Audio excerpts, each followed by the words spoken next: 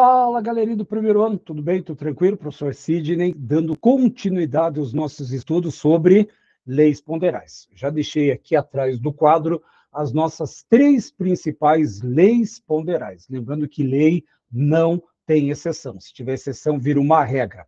Voltamos a pensar um pouquinho sobre a teoria. A lei de Lavoisier também é chamada lei da conservação das massas. Conservação das massas. E o que diz essa lei? Você vai lembrar que a lei da conservação das massas, que a massa dos reagentes tem que ser igual à massa dos produtos. A massa total dos reagentes deve ser igual à massa total dos produtos, desde que o ambiente seja fechado. Por quê?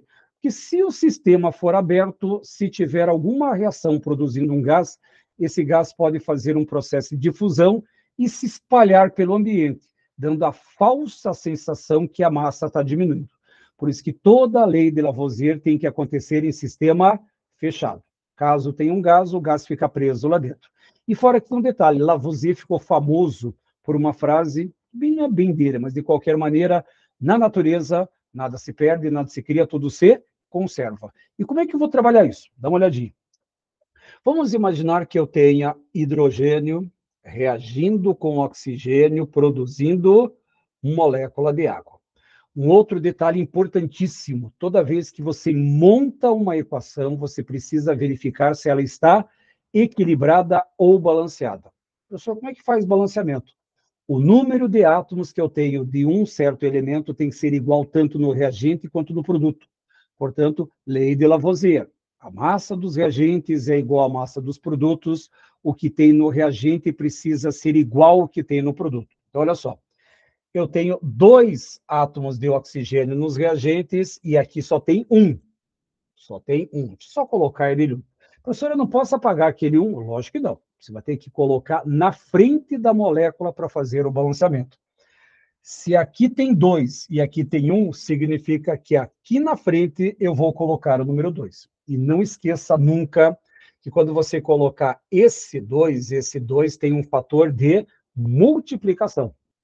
2 vezes 1, 2 oxigênios. Então, aqui eu já vou colocar 1 para dizer que o oxigênio está correto. Só que 2 vezes 2 são 4, e aqui só tem 2. Então, que número que eu coloco na frente, que multiplicado por 2 vai dar 4? 2. Isso é o processo da reação sendo devidamente equilibrado. Agora, vou pensar o seguinte. Vamos imaginar que 4 gramas de hidrogênio venham a reagir com 32 gramas de oxigênio. E aí a pergunta do meu exercício é: se 4 gramas de hidrogênio estão reagindo com 32 gramas de oxigênio, qual vai ser a massa de água produzida nessa reação? Professor, como é que eu vou saber um negócio desses? Lei de Lavoisier. A massa total dos reagentes tem que ser igual à massa total dos produtos. 4 com mais 32, qual é a quantidade total de massa que eu tenho nos reagentes? Espera aí. 4 mais 32 dá 36. Então, significa que o meu produto só pode ser 36 gramas. Essa é a chamada lei de Lavoisier. Professor, ele pode fazer outro tipo de pergunta? Pode, quer ver? Eu quero saber qual é a massa de hidrogênio que vai reagir com 16 gramas de oxigênio com o intuito de produzir 18 gramas de água. Qual vai ser a massa de hidrogênio que reage com 16 gramas de oxigênio para produzir 18 gramas de água? Novamente, a massa total dos reagentes tem que ser igual à massa total dos produtos. Como o meu produto vale 18, e aqui eu já tenho 16, então significa que qual é o número que falta para o 16 para chegar no 18? Aí eu vou ter 2 gramas. Essa é a chamada lei de Lavoisier. Vou fazer mais uma, só para você compreender. Se eu tiver 1 grama de hidrogênio, eu quero saber quantos gramas de oxigênio vão ser necessários para eu produzir 9 gramas de água. Espera aí.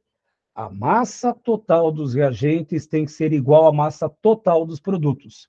Se o meu produto vale 9, que massa que você vai somar com 1 grama, que vai ser 9, Aí você vai ter como resposta 8 gramas.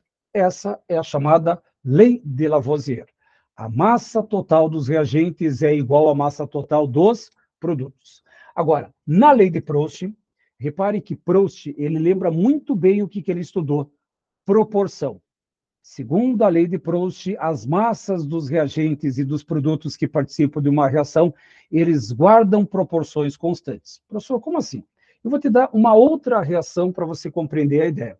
Eu vou pegar carbono, que reage com oxigênio, produzindo CO2.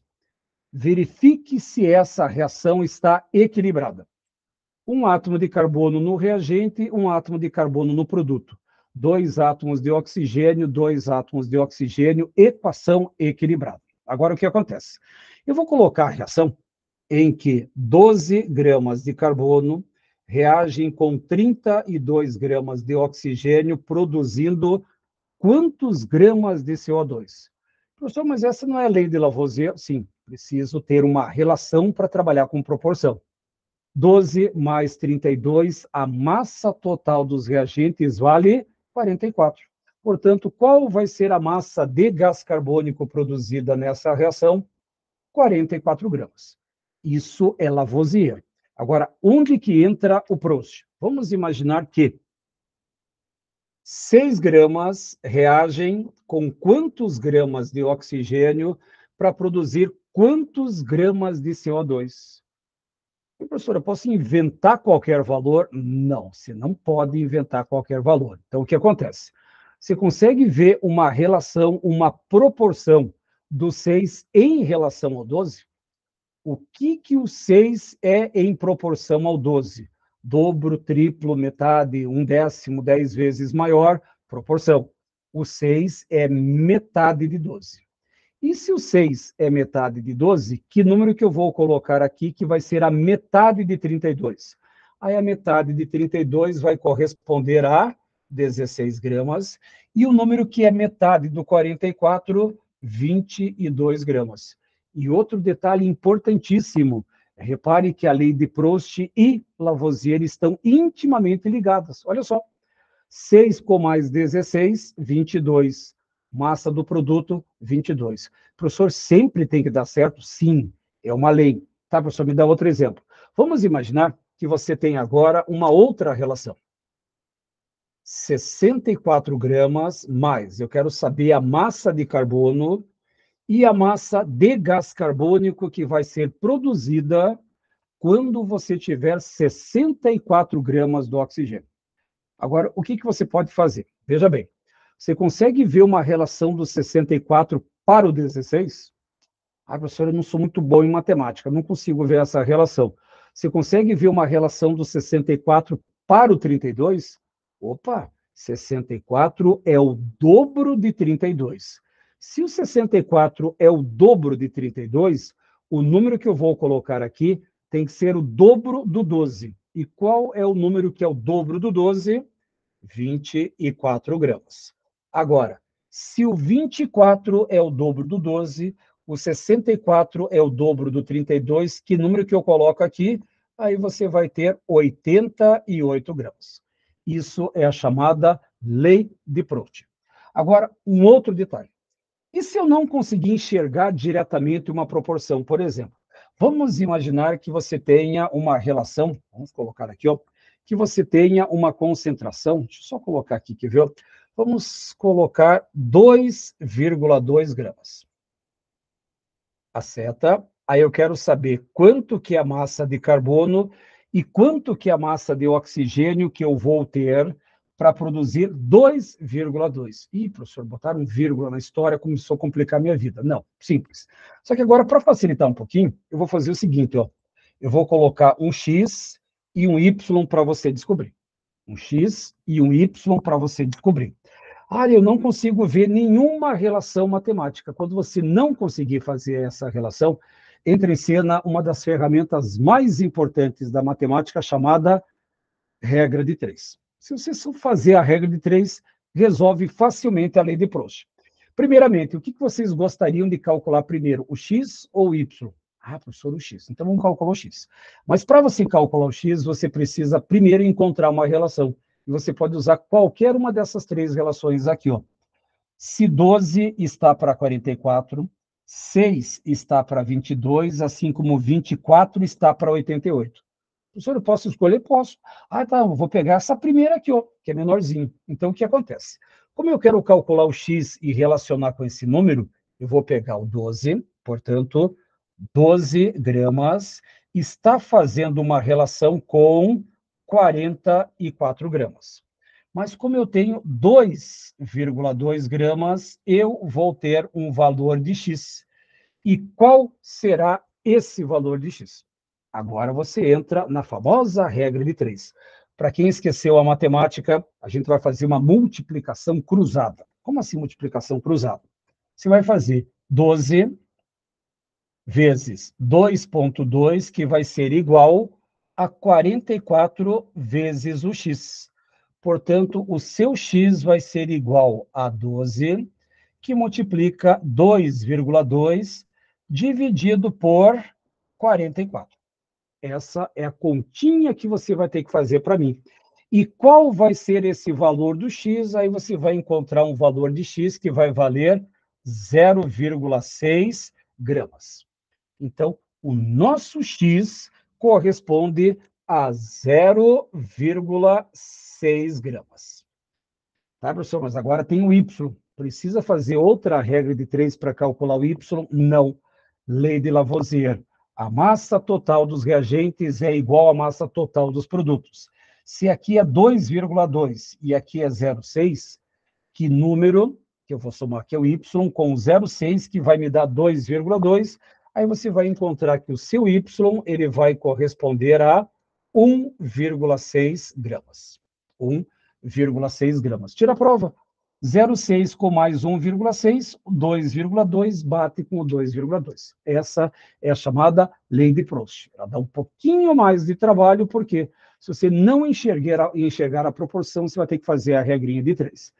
E a última lei aqui tem que tomar um cuidado, chamado lei de Gay-Lussac, que vai somente trabalhar com gases. Gases, e quando eu falo em gases, automaticamente eu vou falar sobre volumes. Então, a lei de Gay-Lussac é uma lei que trabalha com gases e somente trabalha com os volumes. Deixa eu fazer o seguinte, já para você compreender. Imagine que eu tenho aquela reação, 2 hidrogênios gasosos reagindo com 1 de oxigênio também gasoso. Deixa eu só colocar a reação, já sai aqui. Produzindo 2 moléculas de água também no estado gasoso. Essa é a minha reação. Professor, faz diferença aquele gás? Faz. Sólidos e líquidos não podem participar na lei de Gay-Lussac. Aí a pergunta que eu vou fazer é a seguinte. Imagine que eu tenho 2 litros de hidrogênio reagindo com 1 litro de oxigênio e eu quero saber qual é o volume de água que eu vou produzir nessa reação. Lá na nossa cabeça começa a aparecer a seguinte mensagem, a seguinte informação. Ah, moleza, né? 2 com mais 1, 3. Portanto, no outro lado, 3 litros, certo? Não, não é assim que funciona. Por quê? Porque na lei de Gay-Lussac não existe lei de conservação volumétrica. Existe lei da conservação das massas, mas não existe lei da conservação dos gases pelo seguinte motivo. Os gases apresentam forma e volume variáveis, os gases podem ser expandíveis ou pode acontecer uma retração, uma compressão. Tá, professor, como é que eu vou adivinhar esse valor? Presta bem atenção que isso aqui não é uma coincidência. Repare que aqui na frente eu tenho 2 e eu estou utilizando 2 litros. Aqui na frente eu estou utilizando 1, eu estou usando 1 litro. Adivinha qual é o número que eu vou colocar lá no outro lado? Como aqui na frente eu tenho 2, significa que eu vou produzir 2 litros. Quando você estiver trabalhando com a lei volumétrica, os coeficientes estequiométricos correspondem à relação dos gases. Então, 2 litros, 1 litro produzindo 2 litros. Nesse caso, eu tenho uma contração volumétrica. Por quê? Nos reagentes eu tenho 3 litros e lá nos produtos eu tenho 2 litros. Mas não me faça soma de gases. Professor, tem que mudar mais um exemplo? Sim, vamos imaginar o seguinte. Eu vou colocar uma reaçãozinha aqui, ó. 2 vezes o NH3 no estado gasoso essa reação vai produzir nitrogênio no estado gasoso e mais 3 hidrogênios no estado gasoso. A pergunta que eu faço é: qual é a relação volumétrica básica que ocorre entre esses componentes? Novamente, não é uma coincidência. Esse 2 que eu tenho aqui na frente vai indicar que eu vou ter 2 litros. Aí, como aparece uma seta, esses 2 litros vão produzir quais volumes desses 2 gases? Aqui na frente está escondido o número 1. Então, 1 litro, ou seja, 2 litros produzindo 1 litro, mais como tem um 3 aqui na frente, mais 3 litros. Professor, não está fazendo sentido. Lógico que não, nos gases não há lei da conservação dos gases. 2 litros e lá tem 4. Nossa, professor, mas lá tinha 3, virou 2. Contração volumétrica. Aqui tem 2 litros virando 4. Expansão gasosa. É assim que vai funcionar. Tá, professor? 2 litros, 1 litro, 3 litros. E se eu tiver 4 litros? Como é que eu vou saber quais são os volumes que eu vou utilizar? Lei de Proust. A lei de Proust ela serve para qualquer grandeza. Pode servir para massa, para mol, para volume, não importa. Então, se eu tenho 4 e o 4 é o dobro, que valor que eu vou colocar aqui embaixo? Aí eu vou colocar 2 litros e aqui vão ser 6 litros. Ou seja, se 2 gera 4, 4 vai gerar 8. Se tivesse um 6, ia gerar a outra quantidade, mas então sempre vai ser assim. Opa, 6 vai liberar 12 e vai assim. Então, as 3 grandes leis estão devidamente mostradas aqui.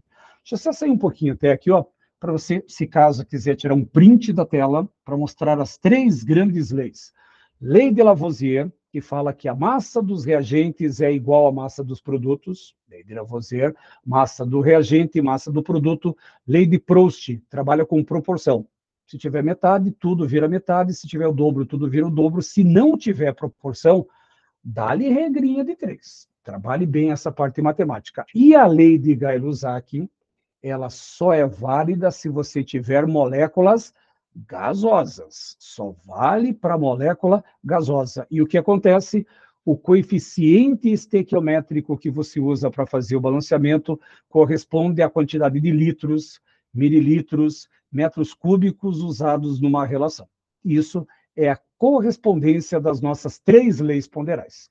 Espero que essas informações te ajudem, porque isso aqui é a base, a referência de um assunto bem mais importante que vai seguir aí, que é o chamado cálculo estequiométrico. Gente, uma ótima semana, fiquem com Deus e até semana que vem. Tchau, gente, se cuidem.